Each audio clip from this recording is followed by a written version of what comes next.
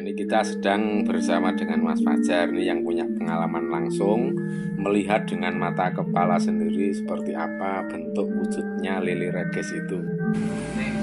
Waktu itu saya masih kecil itu, main sepedaan di daerah Sendang atau tempat tuk yang buat mandi itu. Saya sama teman-teman di situ melihat ada ikan itu aneh. Jadi ada kepalanya, terus badannya itu nggak ada dagingnya, transparan kelihatan tulangnya itu. Dan ikan itu lele. Terus ada ikan sepat juga, 4 juga sama persis, nggak ada dagingnya. Jadi tapi berenang ditangkap susah sekali. Saya cuma 2 orang yang bisa ngeliat itu. Yang lainnya malah pada tanya, ngapain kamu bawa besek ngalor ngidul kayak nangkep apa? Ternyata mereka nggak tahu kalau saya nangkep lele sama ikan sepat itu. Kan aneh, lucu gitu loh. Mau tak pelihara di rumah. Tapi setelah itu saya nggak dapat terus pulang. Nah, begitu pulang sampai rumah saya cerita, orang-orang nggak percaya. Tapi saya luweh, yang penting saya lihat dan ada saksinya 2 orang yang lihat sama tetangga saya juga. Itu pengalaman saya yang di Kota Gede, di tempat pemandian itu. Dan itu sangat berkesan. Sampai sekarang saya penasaran kok nggak pernah lihat lagi gitu.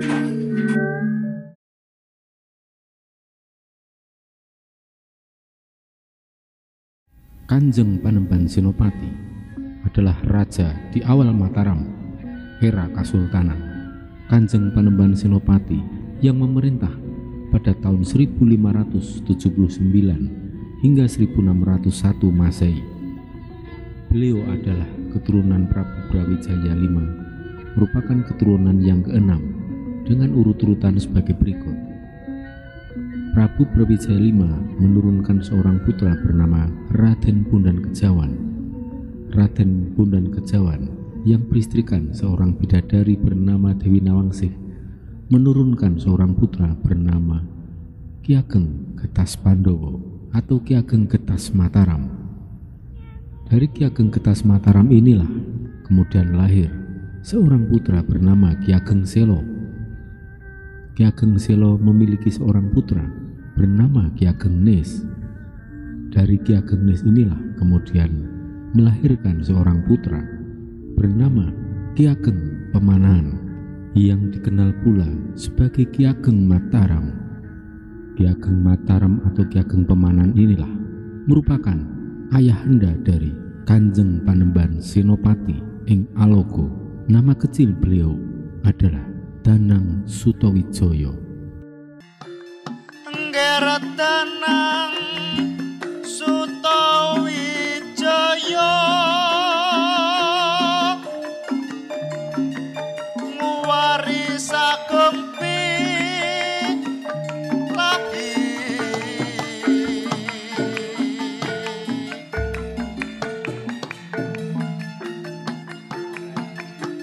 Wanagung lamae sangar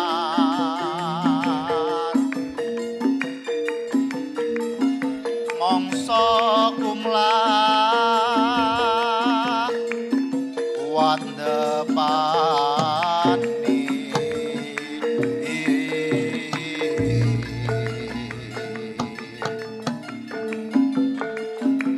moho sing sepi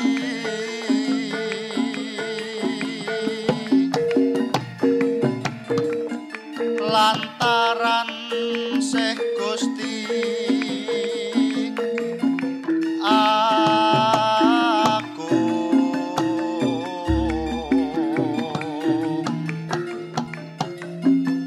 sumangga bangun tapa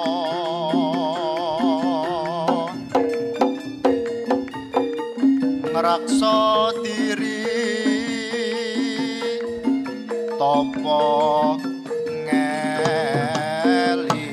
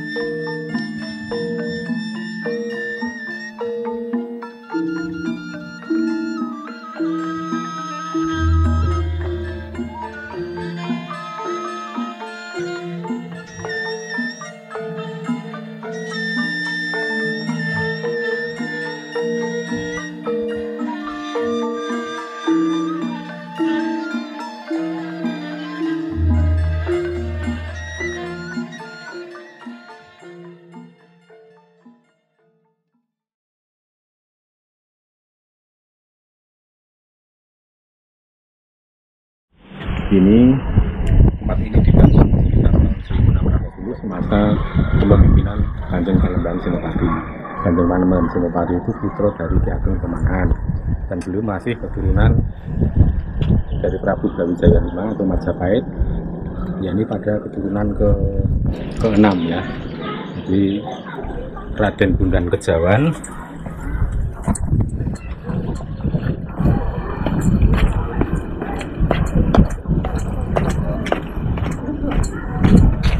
kemudian Raden Bondan Kejawan menurunkan Ki Ageng Getas Pandowo, Ki Ageng Getas Pandowo atau Ki Ageng Getas Mataram, kemudian menurunkan Ki Ageng Selo, Ki Ageng Nis, Ki Ageng Pemanahan, kemudian Kanjeng Panembahan Senopati. Nah, dulunya di sini adalah wilayah hutan Mentau atau alas Mentau yang dimiliki oleh Nyai Tao ya. Kemudian sewaktu Ki Ageng Pemanahan dapat alas di sini, bertemulah dengan Nyai Tao. Kemudian oleh Nyai Tao diserahkanlah sebagian tanah untuk perdikan. Nah, ini di sini di bagian dalam ini ada makam raja-raja. Namanya makam Raja-Raja Mataram Kota Gede semasa Kanjeng Panembahan Senopati. Itu adalah dulunya rumah dari Ki Ageng Pemanahan. Sementara keratonnya itu ada di sebelah selatan sana, namanya Hastono Renggo, sekarang masih ada tapi juga untuk makam. Pada saat Mataram era Kanjeng Panembahan Senopati, disinilah cikal bakal dari Mataram yang dulunya setelah dari Kanjeng Panembahan Senopati kemudian turun ke cucu beliau bernama Kanjeng Sultan Agung Prabu Hanyokrokusumo yang mendirikan kerajaan di Pleret. Nah, setelah mendirikan kerajaan di Pleret, kemudian keturunan beliau mekar menjadi 4 kerajaan, yaitu Kasunanan Solo dan Mataram Jogja. Nah, Keraton Kasunanan Solo pun mekar menjadi Kasunanan dan Mangkunegaran, sementara yang Jogja menjadi Mataram Kasultanan Jogja dan Pakualaman. Nah, dari situlah cikal bakal seperti yang disebut dalam Boyo bahwa nanti akan muncul generasi penerus Majapahit yang baru yang bernama Kerajaan Mataram.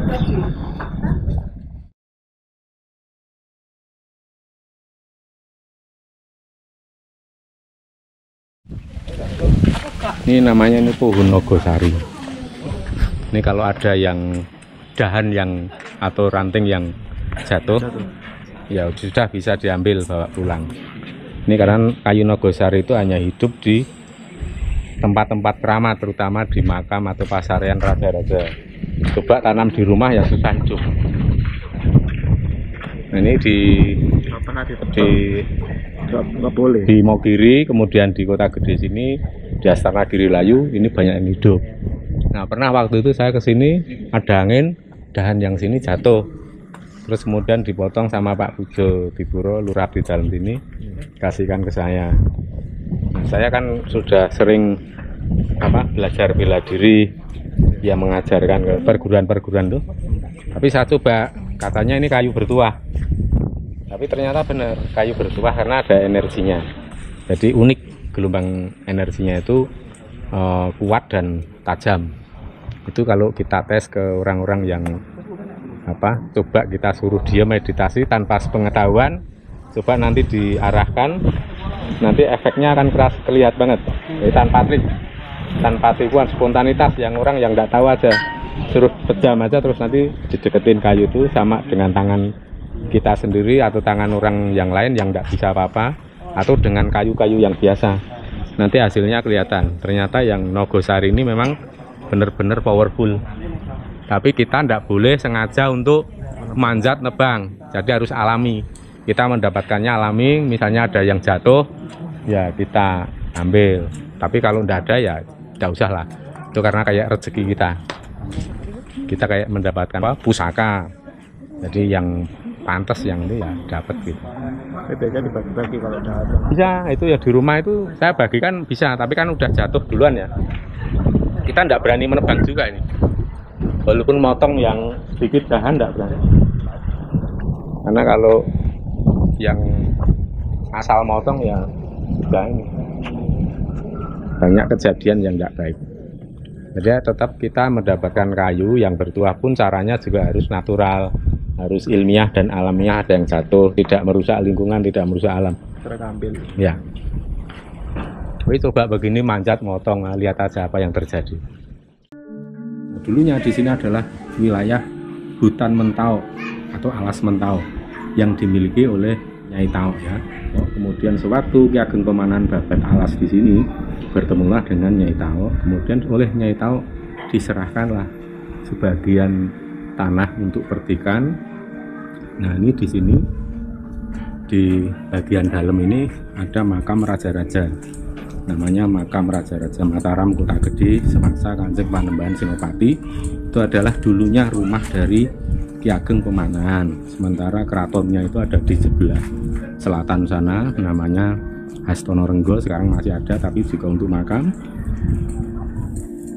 Pada saat Mataram era Kanjeng Panembahan Senopati, disinilah cikal bakal dari Mataram yang dulunya setelah dari Kanjeng Panembahan Senopati kemudian turun ke cucu beliau bernama Kanjeng Sultan Agung Prabu Hanyokrokusumo yang mendirikan kerajaan di Pleret. Nah, setelah mendirikan kerajaan di Pleret, kemudian keturunan beliau mekar menjadi 4 kerajaan, yaitu Kasunanan Solo dan Mataram Jogja.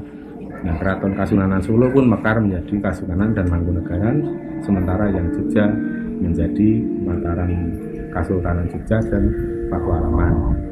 Dan dari situlah cikal bakal seperti yang disebut dalam Boyo bahwa nanti akan muncul generasi penerus Majapahit yang baru yang bernama Kerajaan Mataram.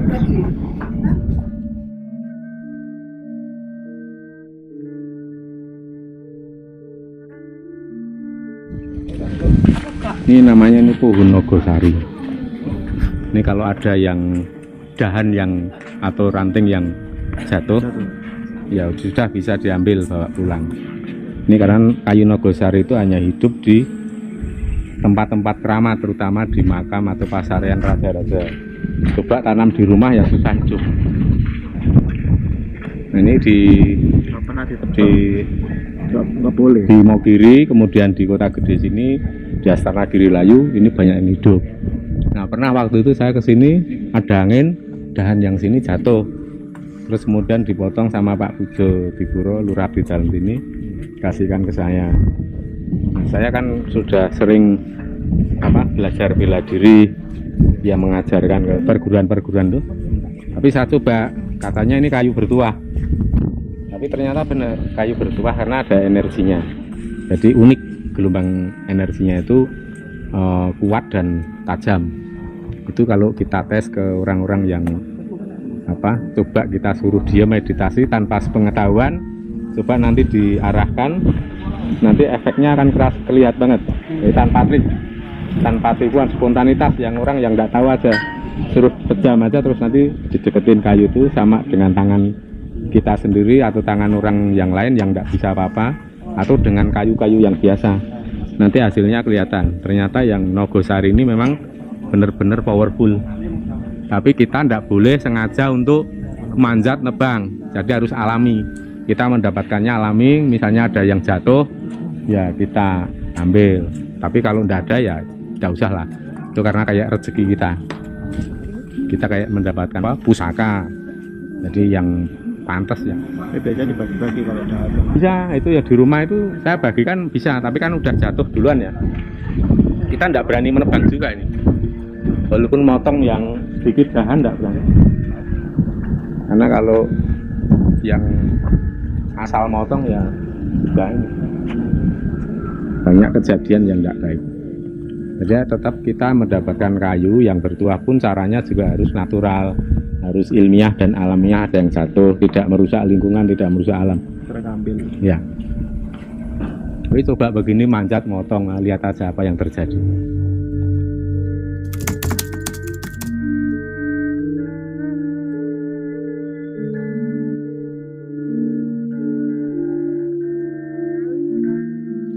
Ketemu meneh pinonggene iki jenenge papan sendang seliran. Jadi sendang seliran itu sendang sepasang. Jadi ada sendang kakung, yang sebelah sana itu ada sendang putri atau keputren. Nah, sendang ini sejarahnya dulu ada sejak masa kepemimpinan Raja Mataram pertama, yaitu Kanjeng Panembahan Senopati, sekitar tahun 1600-an. Tempat ini mulai ada. Nah, ini awalnya di belakang sana itu dulu adalah rumah dari Ki Ageng Pemanahan atau orang tua dari Kanjeng Panembahan Senopati. Nah, terus ini ada sendang selirang. Ini sendang selirang itu di dalamnya ada lele reges. Lele reges itu hanya kepala dan tulang, atau kepala lele dan di belakangnya itu duri-durinya. Tetapi posisinya sampai sekarang hidup. Di lele reges itu hidup. Lele reges itu ada ceritanya, kronologinya dalam sejarahnya begini. Di waktu itu Kanjeng Panembahan Senopati menerima tamu dari Pajang atau kerajaan Pajang, kemudian disuguh masakan yang enak sekali berupa lele yang dimasak, namanya masakan urip-urip. Nah, waktu itu tamunya bertanya kepada Kanjeng Panembahan Senopati, ini masakan apa kok enak sekali? Kanjeng Panembahan Senopati menjawab, ini masakan namanya urip-urip. Nah, pada saat itu lele yang sudah dimakan para tamu tadi, yang hanya tinggal kepala dan tulang atau durinya, kemudian terkena oleh Sabda Pendhita Ratu. Jadi terkena sawab perkataan dari Kanjeng Panembahan Senopati, dan akhirnya lele itu menjadi hidup. Nah, ketika lele yang sudah dimakan tinggal kepala dan duri itu hidup, kemudian lele dimasukkan ke sendang. Nah, sampai sekarang lele itu masih hidup. Sampean bisa membuktikan sendiri kalau memang bejo atau beruntung, Anda bisa melihat dengan mata telanjang, bisa melihat ada lele yang hidup padahal kondisinya hanya kepala dan tulang. Tapi itu menjadi perlambang yang sangat bagus, karena bagi siapapun yang pernah atau pas kebetulan bisa melihat lele reges namanya, itu justru menjadi pertanda bahwa Anda akan mendapatkan keberuntungan yang besar sekali. Jadi itu sudah melambangkan keberuntungan, karena tidak setiap orang itu bisa melihat atau pas menangnya ada lele reges yang muncul. Cuma di sini lele reges itu ada beberapa temannya. Jadi di sini di dalam sendang itu banyak sekali lele. Di antaranya ada lele putih, lele kuning, itu besar-besar, bahkan ada yang sebesar paha orang dewasa. Itu merupakan pasangan dari lele reges. Makanya di sini lele yang hidup di sendang itu makin banyak. Nah, ini sendang seperti yang di belakang saya ini sumbernya dari sendang selirang. Jadi air itu sumbernya dari sini. Tetapi mungkin ada rembesan atau celah di bawah tanah sehingga mengisi ke sendang yang besar sekali. Ini sendang kakung, ini tembus sampai ke sendang keputren. Di sini khusus untuk mandi bagi yang kakung, di sana untuk yang putri. Nah, ini ceritanya air sumur sendang selirang ini tidak pernah surut sekalipun terjadi musim kemarau yang sangat panjang, airnya tetap penuh, bahkan hampir rata dengan tanah airnya. Nanti kita lihat. Nah, kemudian ada semacam ritual khusus yang bisa dilakukan di sini. Ya, bagi putra maupun putri ada tempatnya. Ini tempatnya tertutup, jadi nggak usah ragu dan malu-malu. Yang putri di sana lebih tertutup lagi. Nah, ini sendang. Bagi yang mau mandi di sini itu bisa langsung masuk ke dalam. Sebelumnya bisa ritual dulu di sebelah sana dengan adanya itu batu yang untuk altar untuk meletakkan bunga setaman atau dupa ada di sana. Setelah itu kemudian melakukan mandi. Nah, tata caranya mandi begini, cukup sederhana. Anda boleh melepas pakaian semuanya atau boleh sambil mengenakan pakaian. Tapi saran saya sebaiknya dilakukan minimal 7 kali guyuran, 7, 11 atau 17 kali. Itu dalam falsafah Jawa, filosofinya itu adalah doa. Pitu itu nyuwun pitulungan, 11 nyuwun kawelasan. Kalau pitulas berarti nyuwun kawelasan lan pitulungan saking Gusti ingkang akarya jagat. Nah, setiap kali mengguyur badan itu bisa diisi dengan panuwunan atau semacam doa apa yang paling urgent, paling darurat bagi hidup Anda saat ini. Nah, untuk niatnya juga cukup sederhana. Di awal misalnya seperti ini, tapi intinya nanti sama, silahkan bahasa masing-masing, bahasa daerah masing-masing atau bahasa nasional, bahasa internasional monggo. Tapi intinya seperti ini. Niat ingsun ngedusi awakku, niat ingsun memandikan badanku, niat ingsun ngedusi jiwa ragaku, supaya resik kabeh sengkala sukerta sebel sial saka badan jiwa ragaku sing ana mingkari kabejane keselamatan. Nah, sudah seperti itu sudah cukup. Kemudian lakukan untuk menyiram 17 kali siraman, kemudian selesai. Nah, khususnya untuk tradisi Jawa itu kan sebelum melakukan acara ritual atau upacara adat itu kan ada yang namanya sikap hormat. Nah, sikap hormat itu kalau tentara kepada komandannya, prajurit pada komandannya itu kan begini, hormat komandan. Nah, kalau orang Jawa ya bukan seperti itu. Orang Jawa itu seperti ini, namanya ini nyembah, tapi sampean kudu dong. Antaranya nyembah berupa menghormati dengan nyembah Gusti itu beda. Jadi tidak usah dipakai acara untuk tengkar mulut ya, kayak cah cilik. Nanti malah sing ketok main goblok kabeh. Jadi intinya seperti itu. Orang Jawa menghormati yang lebih tua atau menghormati orang yang betul-betul perlu dihormati itu seperti ini. Termasuk pada para leluhur juga.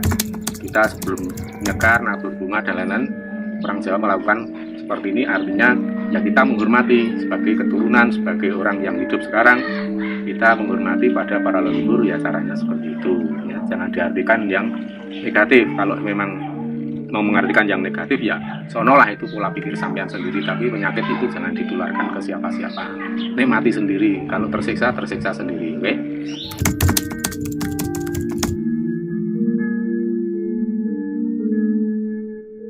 Ya, ini kita sedang bersama dengan Mas Fajar nih yang punya pengalaman langsung melihat dengan mata kepala sendiri seperti apa bentuk wujudnya lili reges itu. Waktu itu saya masih kecil itu, main sepedaan di daerah Sendang atau tempat tuk yang buat mandi itu. Saya sama teman-teman di situ melihat ada ikan itu aneh. Jadi ada kepalanya, terus badannya itu nggak ada dagingnya, transparan kelihatan tulangnya itu, dan ikan itu lele. Terus ada ikan sepat juga, 4 juga sama persis, nggak ada dagingnya. Jadi tapi berenang ditangkap susah sekali. Saya cuma 2 orang yang bisa ngeliat itu, yang lainnya malah pada tanya, ngapain kamu bawa besek ngalor ngidul kayak nangkep apa?